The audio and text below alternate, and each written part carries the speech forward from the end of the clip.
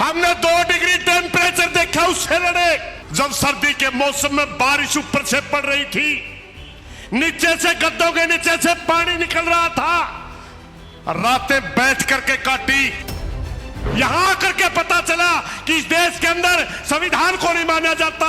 इस देश के अंदर एक विचारधारा जो मनुस्मृति को मानती है, जो समाज को बांटती है, जो धर्मों में बांटती है, जो आपस में लड़ाती है, जो जाति और धर्म पर इस देश के अंदर दंगे करवाती है, उनका शासन आ चुका है। हमने पहले ही बता दिया था, मोदी हमारे साथ परमात्मा है, भूल मत करना। हिंदू को सिख से लड़ाते, हिंदू को मुसलमान से लड़ाते। बहुत ही आदरणीय समस्त भारतवर्ष से आए किसान साथियों, आज हम जहां महात्मा बुद्ध की जयंती मना रहे हैं, उनको सम्मान दे रहे हैं, वहीं आज हम मोदी के 7 साल पूरे होने पर उनका विरोध दिवस मना रहे हैं। किसान आंदोलन के 6 महीने होने पर काली पट्टियां बांध करके मोदी के पुतले फूंक करके याद दिला रहे हैं कि यह निर्दयी सरकार, इस देश का किसान आपकी राजधानी के बॉर्डरों के ऊपर आपके कानून के खिलाफ बैठा है। आदरणीय किसान साथियों, मैं आज बोलने के लिए नहीं आया था, मात्र स्टेज पे साथियों साथ बैठने के लिए आया था, मगर चल भाई ने नाम अनाउंस कर दिया तो मैं 2-3 बातें आप लोगों के बीच में करूंगा। इन 6 महीनों के अंदर हमने जहां मोदी से तो लड़ना पड़ा, मगर और भी बहुत सी बातों के साथ लड़ना पड़ा। और मैं धन्यवाद देता हूं सामने बैठे किसानों का कि जो आंदोलन, जो पवित्र आंदोलन 26 नवंबर को हम लेकर के आए थे, जो पवित्र आंदोलन किसानों का हम 26 नवंबर को जिन मांगों के साथ लेकर के आए थे, आज भी वो पवित्र आंदोलन उन्हीं मांगों के ऊपर अडिग है। हमने 2 डिग्री टेम्परेचर देखा, उससे लड़े। जब सर्दी के मौसम में बारिश ऊपर से पड़ रही थी, नीचे से गद्दों के नीचे से पानी निकल रहा था, रातें बैठ करके काटी, उस मौसम से लड़े।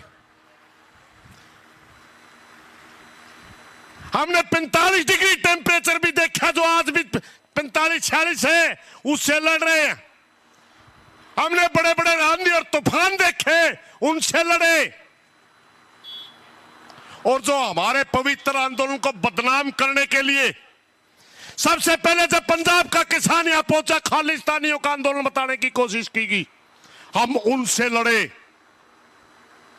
बहुत से साथियों ने ऊंचे नीचे विचार भी दिए, हमने उनको रोका नहीं। ये मात्र किसानों का आंदोलन, कोई अलग तरह की भाषा नहीं चलेगी। हमारे आंदोलन को बदनाम करने के लिए कुछ साथी भेजे गए और धार्मिक नारे लगाए गए। हमारे आंदोलन को धार्मिक आंदोलन बनाने की कोशिश करी गई, हम उनसे भी लड़े।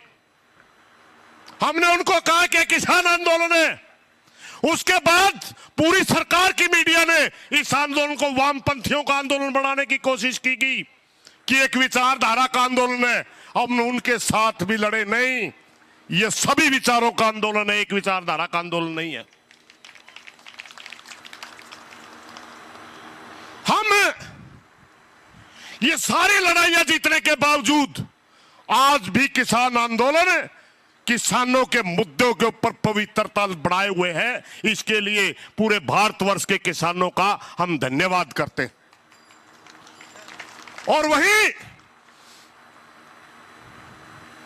इस मोदी सरकार को चेताना चाहते हैं।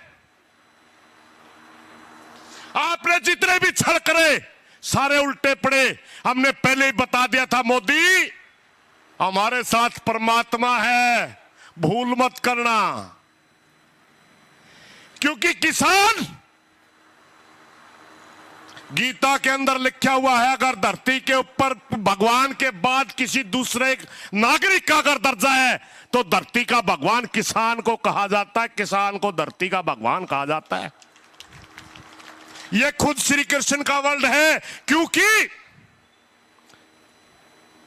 किसान वो अन्न पैदा करता है जिसको पशु भी खाते हैं, जिसको पक्षी भी खाते हैं और जिसको इंसान भी खाते हैं। उनसे टकराने की भूल मत करना। पिछले दिनों भारत सरकार के घमंडी जो राजा है, उनके अहंकार पे चोट लगी। जिस दिन हम 26 नवंबर को यह आंदोलन लेकर के आए थे, हम मात्र किसानों का आंदोलन समझ के आए थे। हमें पता नहीं था कि इस देश के अंदर संविधान की हत्या हो चुकी है, इस देश के अंदर प्रजातंत्र मारा जा चुका है, इस देश के अंदर तानाशाही लागू है। हमें इस बात का आभास नहीं था। यहां आकर के पता चला कि इस देश के अंदर संविधान को नहीं माना जाता। इस देश के अंदर एक विचारधारा जो मनुस्मृति को मानती है, जो समाज को बांटती है, जो धर्मों में बांटती है, जो आपस में लड़ाती है, जो जाति और धर्म पर इस देश के अंदर दंगे करवाती है, उनका शासन आ चुका है। हमें पता नहीं था कि भारतवर्ष के अंदर किसी प्रधानमंत्री के पोस्टर लगाने के ऊपर केस दर्ज हो सकते हैं, किसी प्रधानमंत्री के अगर वो आलोचना के ऊपर किसी के ऊपर अंदर किया जा सकता है। हमें इन बातों का पता नहीं था। हमें इन बातों का भी पता नहीं था कि जब देश के अंदर कोई महामारी जैसा विषय आता है, उससे ध्यान भटकाने के लिए नकली टूल किट जैसे मुद्दे उभार करके टेलीविजनों के अंदर डिबेट करवाई जाती है। जब इन सभी बातों का हमें यहां आकर के पता चला, जो हमारे को किताबों में बताया जाता था भारत एक प्रजातांत्रिक देश है, भारत एक कृषि प्रधान देश है, वो मात्र चीजें दिखाने की बची हुई है। आपको पता है दिल्ली के अंदर 3-4 दिन पहले घटना हुई, एक पोस्टर के ऊपर लिखा गया कि मोदी जी हमारे बच्चों की वैक्सीन आपने विदेश क्यों भेजी। मात्र सवाल पूछा था, सच्चाई थी 6 करोड़ वैक्सीन विदेश भेज दी गई, हमारे हिंदुस्तानियों को नहीं लगाई। मगर 25 लोगों को गिरफ्तार करके जेल भेज दिया गया। सवाल पूछना गुनाह हो गया? कौन सा प्रधानमंत्री हुआ भारतवर्ष के अंदर जिससे जनता ने सवाल नहीं पूछे, जिनके खिलाफ नारे नहीं लगाए? आपसे पहले भी एक प्रधानमंत्री हुई है श्रीमती इंदिरा गांधी जी, उन्होंने इमरजेंसी लगाई थी, मीडिया के ऊपर सेंसरशिप लगाई थी, विपक्ष के नेताओं में जेलों में भेजा था, मगर उनके खिलाफ भी हमने नारे लगाए थे, खागी धरती पीगी तेल, देखा इंदिरा तेरा खेल। कौन सा प्रधानमंत्री हुआ इस देश के अंदर जिसके खिलाफ नारे नहीं लगे? 4 दिन की चांदनी फिर अंधेरी रात, 45 साल तक उस पार्टी ने शासन किया इस देश के अंदर, आज नाम लेने वाला नहीं बचा। घमंड मत कर, उनके पीछे तो एक नाम था कि ये देश की आजादी में लड़े, तुम्हारे पीछे तो नाम ये है कि तुम देश की आजादी में भी नहीं लड़े। तुम्हारा नाम लेने वाला बहुत जल्दी समाप्त हो जाएगा, तुम कहीं किसी खाते के नहीं रहोगे, क्योंकि जिस विचारधारा के साथ आप शासन कर रहे हो वो लंबी चलने वाली नहीं है। ये देश आपकी नीति और नियत को पहचान चुका है। आप वोटों की राजनीति के लिए देश को, हिंदू को सिख से लड़ाते हैं, हिंदू को मुसलमान से लड़ाते हैं, कहते हैं हिंदू खतरे में। अरे मेरे भाई, मैं इस देश के अंदर 100 करोड़ जनसंख्या है, मैं हिंदू हूं, बताइए मेरे को किससे खतरा है? हिंदू को किसी से खतरा नहीं है, मोदी की कुर्सी को खतरा है।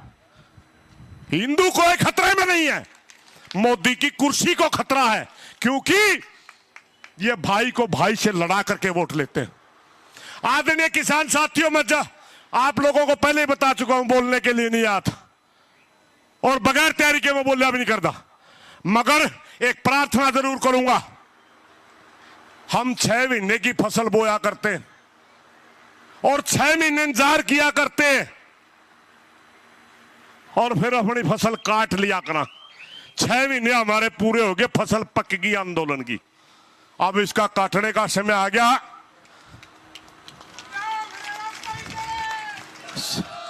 सतनाम जी बहरू जी ने इशारा तो कराया था, लेकिन मैं भी कह दूं सारे भाइयों को जो घरों में है, जल्दी बुलाओ।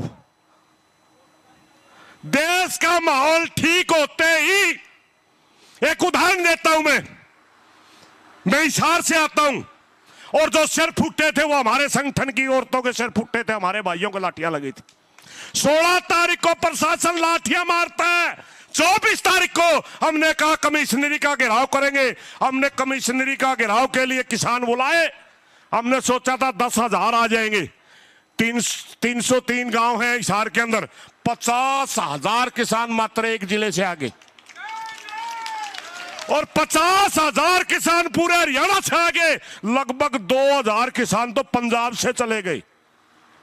और हमने कहा था कमिश्नरी घेरेंगे, एक दफ्तर होता है, हमें वहां जाके पता चला हिसार ही घेर लिया,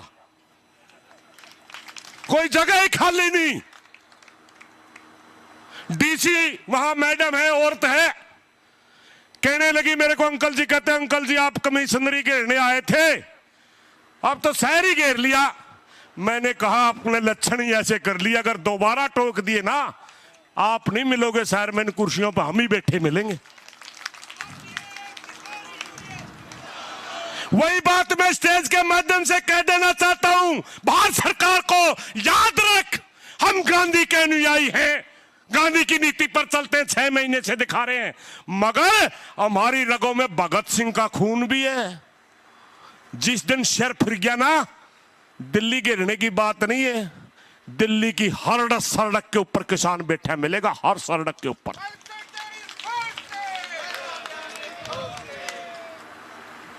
मात्र अभी पिछले दिनों संसद की बात हुई थी, हमारी मजबूरी होगी कि दिल्ली का माहौल खराब हो गया और हमने उस प्रोग्राम को पोस्टपोन करना पड़ा। बहुत से साथियों ने कहा अग्गू तो यार प्रोग्राम देते फॉलो करते नहीं, फिर पीछे हट जाते हैं। पीछे नहीं हटे मेरे भाइयों, हमारी मजबूरी थी। हमारे को बहुत खतरनाक इनपुट मिला हुआ था कि हमारे आंदोलन को बदनाम करने के लिए हमारे को कोरोना वाक बनाने की कोशिश की जा रही है। जिस तरह मरकज के अंदर हमारे मुसलमान भाइयों को तबलीग की जमात के नाम से बदनाम किया गया था, इस तरह हमारे आंदोलन को बदनाम करने की तैयारी थी, इसलिए हमने उस प्रोग्राम को पोस्टपोन किया।